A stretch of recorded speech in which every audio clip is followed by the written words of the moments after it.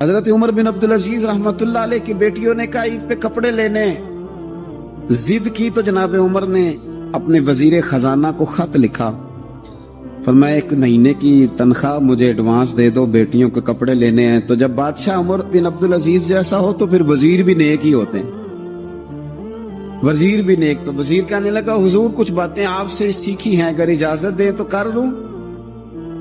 کہا جناب کرو۔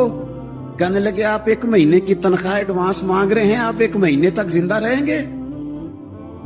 یہ آپ سے سیکھی ہوئی باتیں۔ حضرت عمر بن عبد العزیز کہنے لگے رب تیرا بھلا کرے، تو نے سوئے ہوئے عمر کو پھر سے جگا دیا۔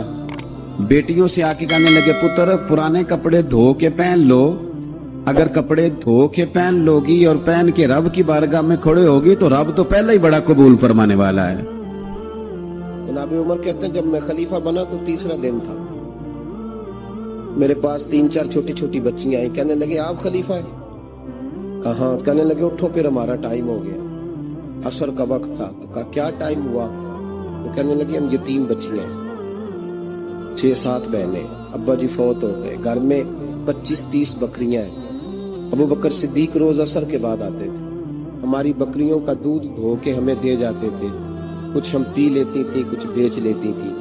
سنا ہے اب آپ ان کے راستے پہ چلیں گے، اگر آپ خلیفہ ہیں تو چلیے نہ، بکریوں کا دودھ دھونا ہے۔ جناب عمر کہتے ہیں چھوٹی چھوٹی بچیوں کے میں پیچھے چل رہا تھا اور میں رو رہا تھا۔